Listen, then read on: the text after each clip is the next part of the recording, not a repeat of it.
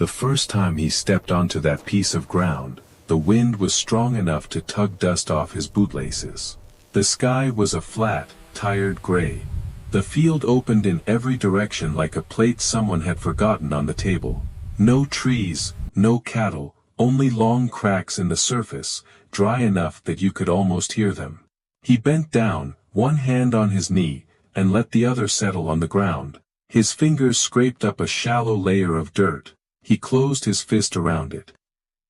The soil didn't break into rich chunks, it didn't cling together at all. It turned to powder and sifted out between his fingers when the wind slipped through. There was no smell except the faded scent of old sun. Dead, he murmured, just repeating what the county had been saying for years.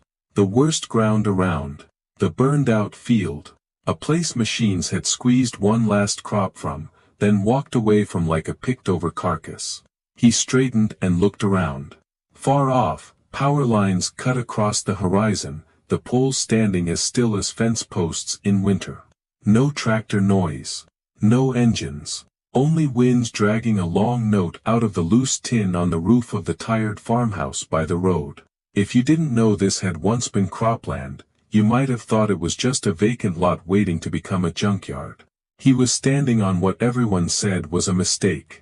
Before he came out here, the man at the bank had stared at him, pen tapping on the worn desk. "You sure about this?" the banker had asked. "Folks around here dodge that parcel like it's a sickness. You're about to pour every dollar you've got into a grave, not a farm." "I want to see it," he'd said. Now he had. Out in the middle of that so-called grave, there was no one else. No neighbors within shouting distance. Just wind, dust, and an old house with gaps in the roof. If someone drove by on the dirt road, they'd see a thin man in a faded jacket, bent over as if searching for something in a pile of ashes. He bent again, but this time he didn't look at the bare middle. He looked at the edges. Along the sagging barbed wire fence that marked the boundary, where no plow had ever quite reached, the color of the ground changed. Under the rusted wire, the soil was darker, almost black. The weeds there weren't pretty, but they were thick and stubborn. He moved closer, braced a hand on a fence post, and dug his fingers into the strip beneath the wire. The dirt there did not turn to dust. It came up in small clods, loose but holding together, like pieces of cake that still remembered being whole. He lifted a handful to his nose. The smell was different. Not burnt, not empty. Faint and damp, like opening an old wooden trunk after the first spring rain. In his head, the old man's voice came back. "When it crumbles like cake, that's life in there," his grandfather had told him on another field, long ago. "When it turns to hard blocks, that's a sick field. And when it blows away like dust, that's land folks walked away from too long ago." Back then he'd been a kid, copying the way the old man sniffed the soil, trying to learn what alive smelled like. His grandfather never used numbers. He used his eyes, his nose, and a back bent over too many seasons. "Soil remembers what you do to it," the old man used to say. "You let it breathe, you feed it, it pays you back. You beat it and starve it, it pulls itself in, and goes quiet." Now, on a field the county had labeled dead, he was holding dirt that felt exactly like the soil his grandfather used to lift in his cracked hands. Dark, soft, moist enough to cling to his palm. A few steps away, the open field lay pale and split like old skin. In one hand, the soil wanted to fly away. In the other, it clung to his skin and tucked itself under his nails. Same rain, same wind. Two different stories, only a stride apart. He let his eyes follow the narrow band of dark earth as it ran along the fence line, no wider than a man's reach. Decades without a blade touching it. Wild roots working in the dark. No fertilizer, no spray. Just time. "Not dead," he whispered. And now the word was a correction. It just remembers where it was left alone.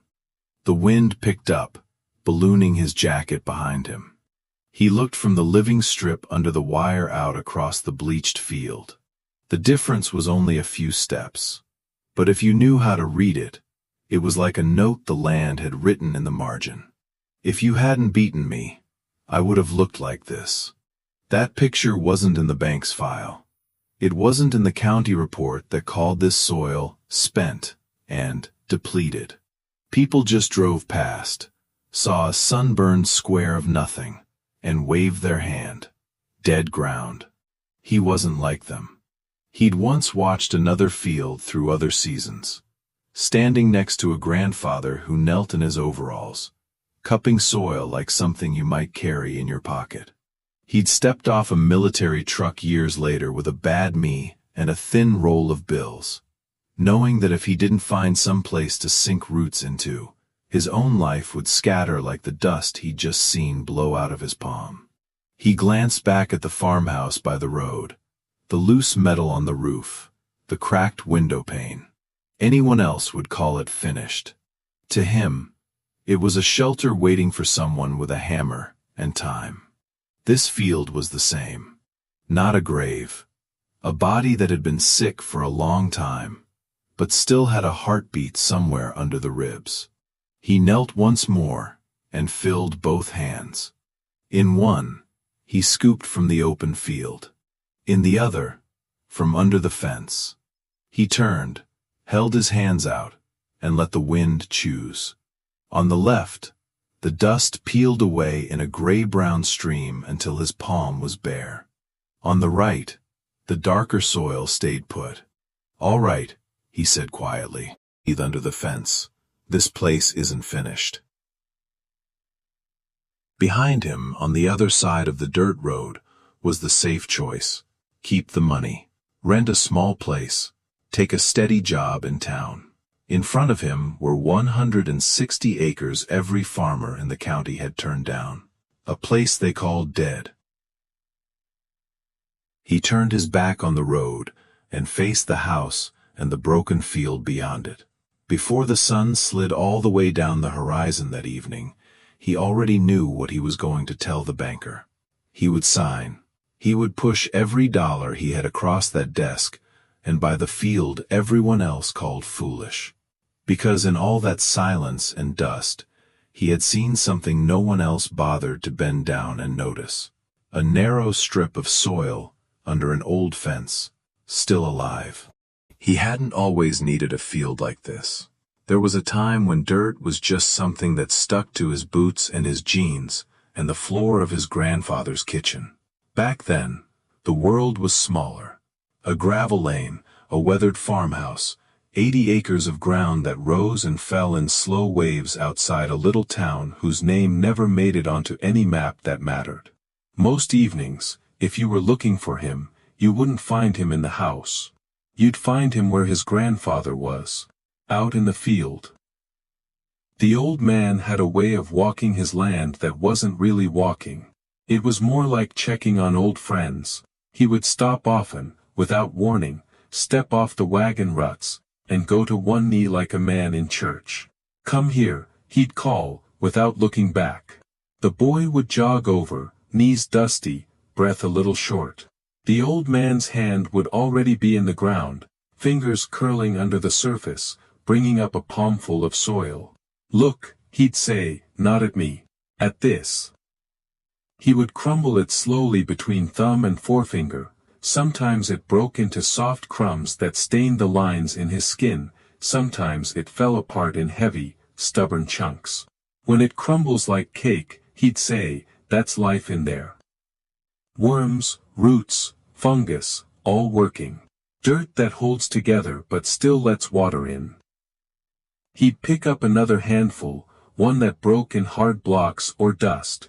"When it does this," he'd grunt, "that's a field that's been worked wrong. You can still fix it, but you're already behind." The boy didn't know what organic matter was, or infiltration rates, or any of the words people would use later. He knew the way that good soil felt cool even on a hot day, and how it smelled almost sweet when the first rain hit in spring.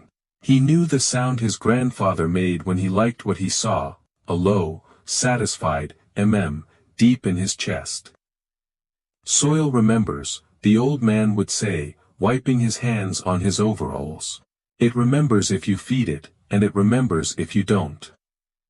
You can lie to people. You can't lie to ground. It'll show you what you did. Then the war came, the way big things always come to small places, suddenly and from far away. One day he was patching fence and hauling hay. The next, he was standing in a bus station with a duffel bag and a folded piece of paper in his pocket, his grandfather's handwriting on it. "Come back standing," the note said, "come back if you can. If you can't, I'll understand. The soil won't." He did come back. Mostly. He came home with a knee that ached when it rained, a scar he didn't talk about, and a roll of bills he hadn't had any chance to spend. Combat pay, they called it. To him, it was just proof that 2 years of his life had happened somewhere else. He stepped off the bus expecting to see his grandfather's truck. Instead, his cousin picked him up. Halfway down the gravel lane to the old place, he saw the for lease sign. 80 acres were still there, but they weren't his grandfather's anymore. Some company out of the city had the say now. The fields were straight-lined and harsh, the hedgerows thinned, the talk at the kitchen table different when the new tenants stopped by. Nobody knelt to smell the dirt. The old man had died while he was gone. A stroke, they said. Quick. The kind of thing that leaves coffee cooling in a cup and a jacket hanging on the back of a chair. The land moved sideways in the family, onto a relative's balance sheet, and off the table where decisions used to be made with calloused hands. He walked those fields once more, out of habit, bent down out of habit, scooped a handful of soil out of habit. It still crumbled, it still smelled like itself, but it wasn't his. So he left. He worked where he could, fencing for one neighbor, hauling hay for another, nights at the grain elevator breathing dust in a different kind of air.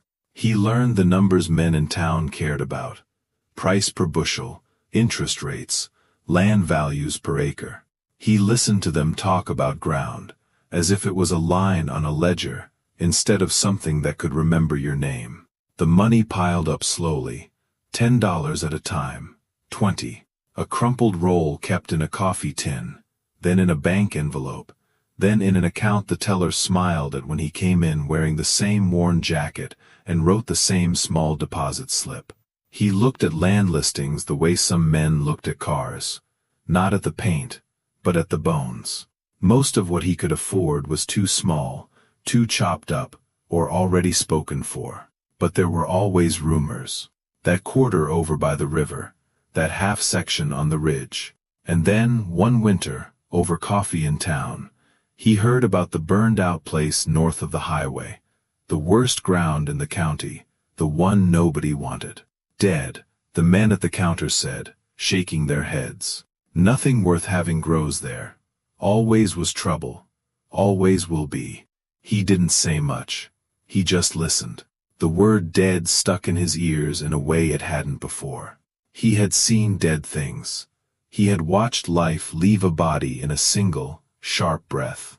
This didn't sound like that.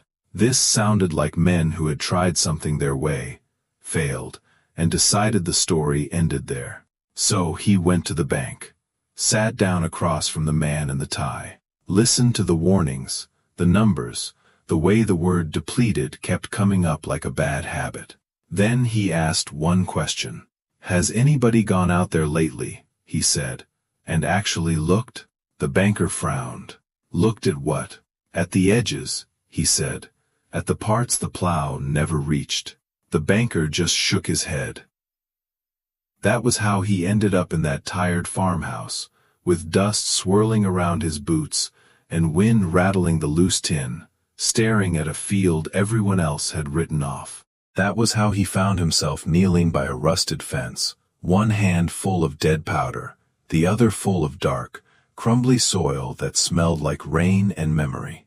In that moment, with both hands open to the wind, everything he'd learned from his grandfather, and everything he'd seen since came together into one simple thought. Maybe the county was wrong. Maybe the report was wrong. Maybe the men at the counter were wrong. Maybe the soil wasn't dead. Maybe it was just waiting for someone who still remembered how to listen to it.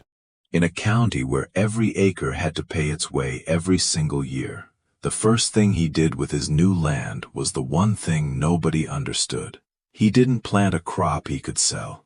The deed was barely dry when the questions started. At the elevator, at the cafe, in the bank lobby.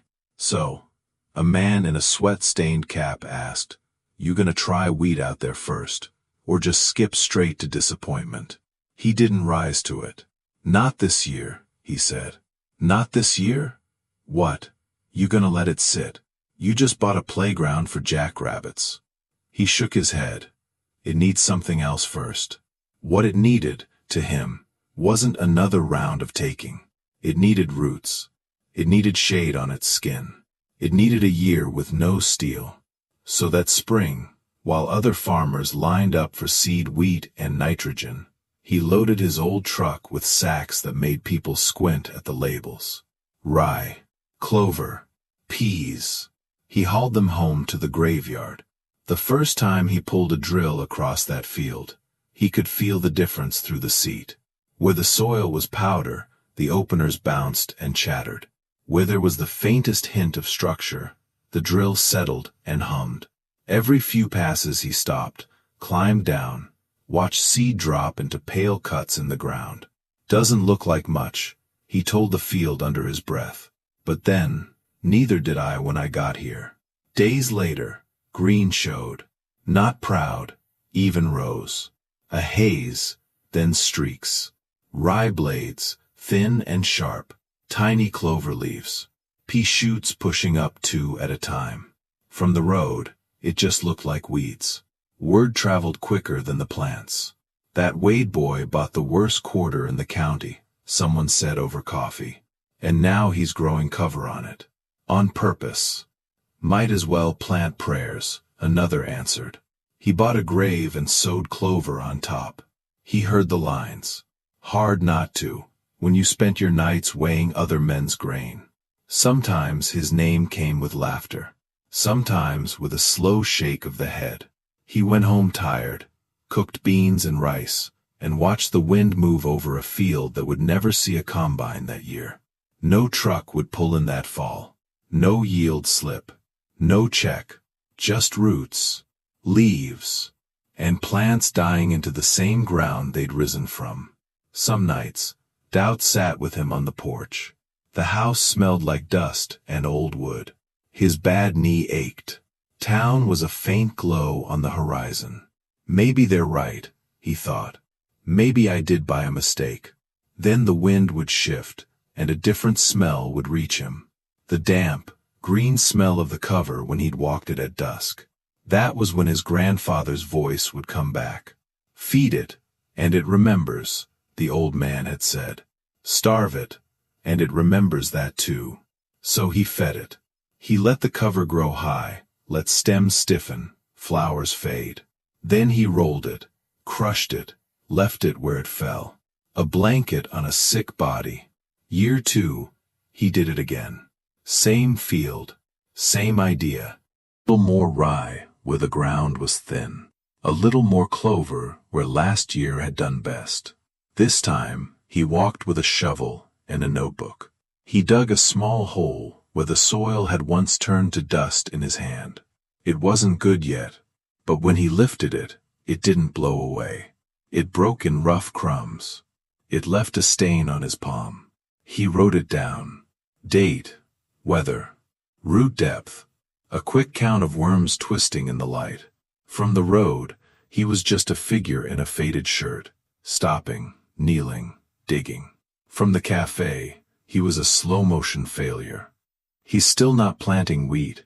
someone asked late that summer. "Nope," came the answer. "Still just cover. You can't fix dirt like that. He's just dragging out the ending." The banker heard that, too. One afternoon he drove out, leaned against his car, and squinted at the field. No bare scars now. Just a rough quilt of green and brown, moving in the breeze. "Looks like weeds," he called. "Could be worse," the younger man said, walking over. "Could be bare.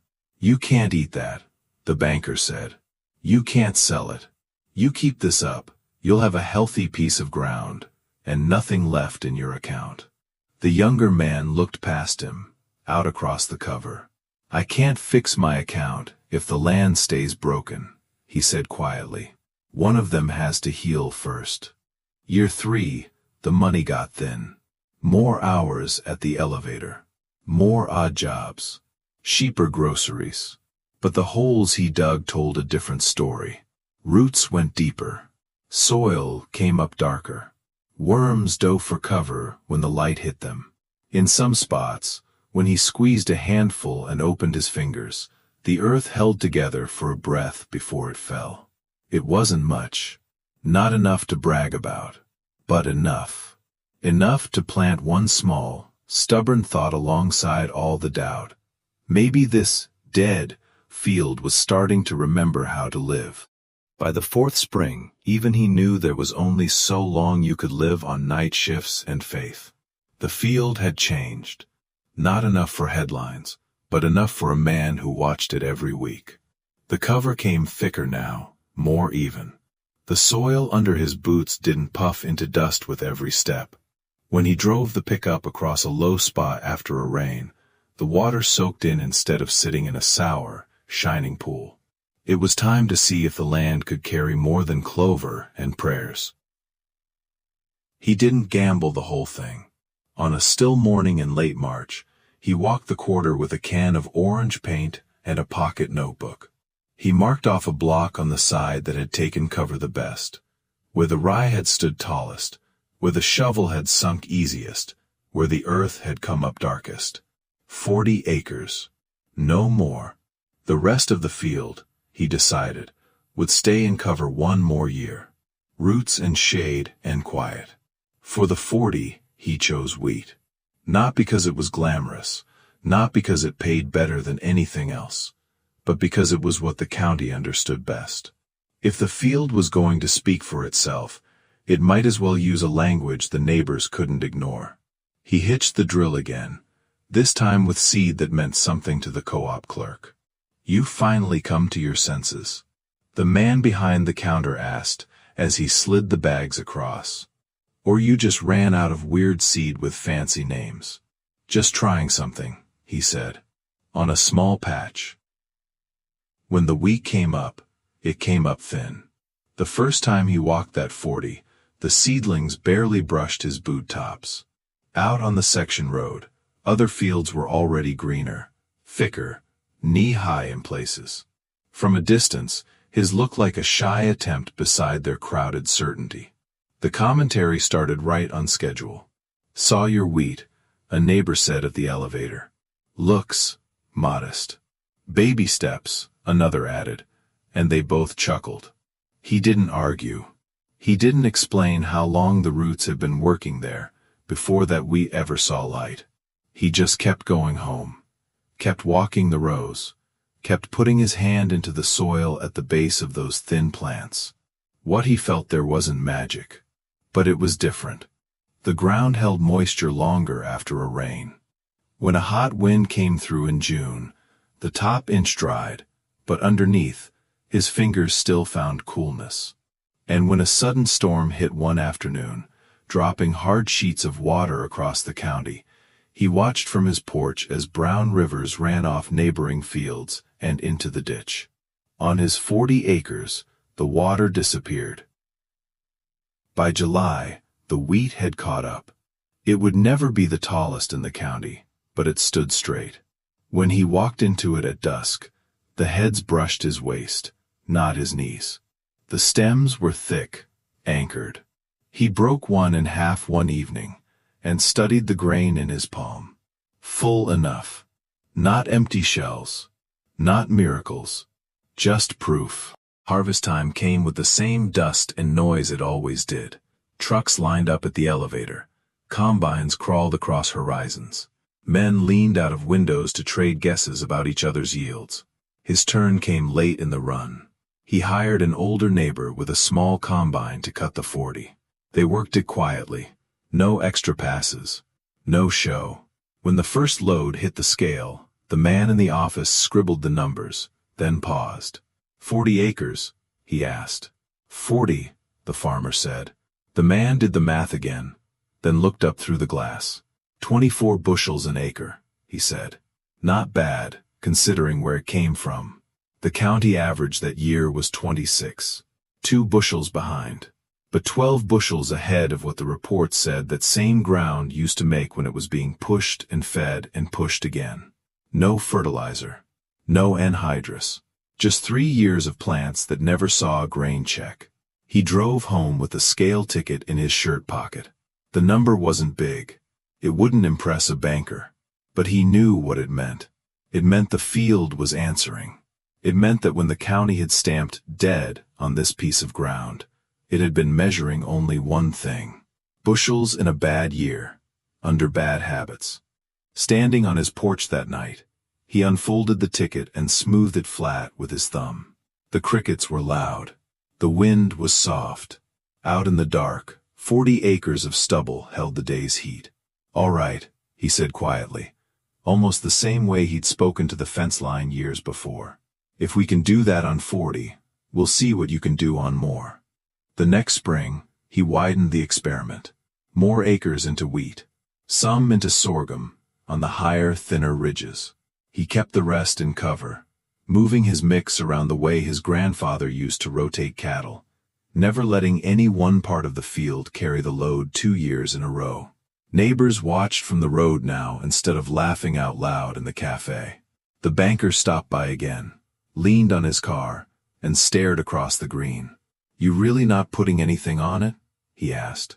No nitrogen, no phosphorus, not from a bag, the younger man said. Just what the covers leave behind. That can't last, the banker muttered. You can't out-yield chemistry with nothing. The farmer just smiled. I'm not using nothing, he said. I'm using everything that was already here. I just stopped killing it. He didn't know yet how far that choice would carry him. He didn't know that, in a few more years, strangers with clipboards and soil probes would come looking for the secret behind his yields. Right then, all he knew was this. 4 years ago, this field had turned to dust in his hands. Now, under a stubble of wheat that had nearly matched the county, the soil held together for more than a breath. And that was enough to keep going. By the time the state finally came calling, the story had already been written into the field in ways no report could fully explain. He was in his 9th year on the place when the white pickup rolled down the dirt road and turned into his drive. A state plate, a small seal on the door. A woman in a ball cap stepped out, clipboard under her arm, boots already dusty by the time she reached the porch. Mr. Wade, she asked. He nodded. I'm with the soil survey, she said. We're sampling farms in this area for a long-term study. Yours came up on the list. He almost laughed. Somebody finally noticed the worst quarter in the county. She smiled politely. Or maybe we're about to find out it isn't the worst anymore. They walked the field together that morning. She chose 12 spots at random, flagged them, and sank a steel probe into the earth, twisting and pulling out tight cores of soil. He watched the way the ground accepted the metal. No bounce. No refusal. Just a firm, quiet give. On 3 neighboring farms, she did the same. When she left, she had coolers full of dirt. To him, it was just more of what he'd been holding in his hands for nearly a decade. To her, it was numbers waiting to happen. Weeks passed. Life moved on in its usual small ways. He fixed a gate, changed oil, walked the rows, checked moisture, made notes in the same worn notebook. Then the white pickup came back. This time, when she stepped out, her face looked different, more alert, more curious, like someone carrying news she wasn't sure he'd believe. Mr. Wade, she said, spreading papers on the tailgate of her truck. I need you to see this. The sheets were full of columns and tiny print. Organic matter, infiltration rates, microbial activity. Words his grandfather never used but would have understood in his bones. She tapped one column with her finger. Your average organic matter is just under 5%, she said. The county average is around 1.5. She moved to the next. Your infiltration rate is more than 3 times what we're seeing on surrounding farms. Water doesn't run off here. It goes in. Another column. Microbial activity. She shook her head, almost laughing. Off the charts. We had to rerun some of these because the lab tech thought the machine was wrong.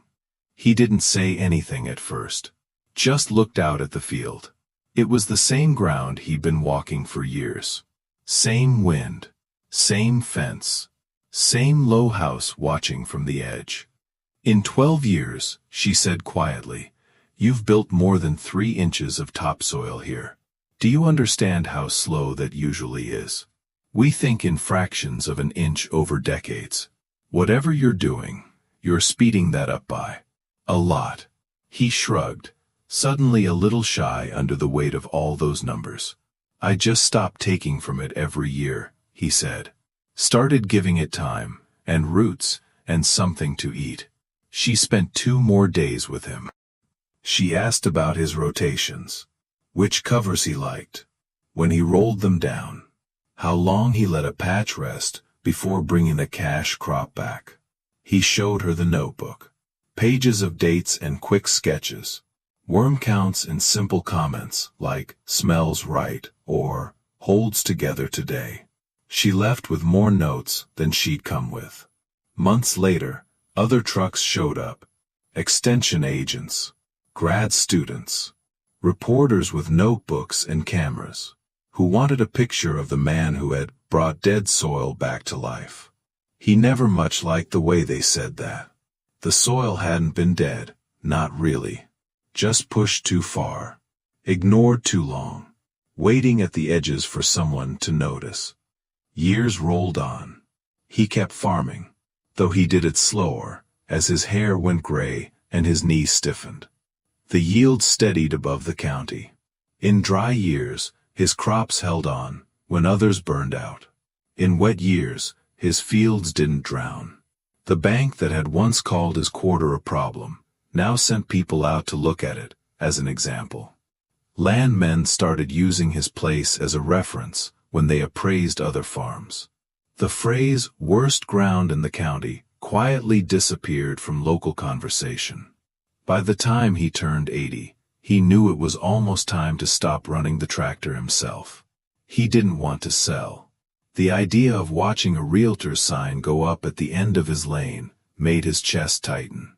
So he did something else. He found a young couple, 2 people with more energy than money and more questions than answers. He walked them across the field he'd once bought with almost everything he had. This place will treat you right, he said, if you treat it right first. They nodded, earnest and nervous. He stuck out his hand.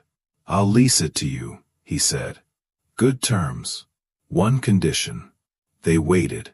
You don't kill the soil, he said simply. You feed it. That's the rule. He doesn't farm it himself anymore. Most mornings now, he walks slower, with a stick, following the same paths he's been wearing into the field for decades. Sometimes, he still carries a small shovel. Old habits don't let go easily. He'll stop, ease himself down to one knee, and scoop up a handful of earth. It crumbles in his palm, dark and soft. It smells like rain, even on dry days. It packs under his nails. He holds it up, just like his grandfather did, and talks to it under his breath. Not big speeches.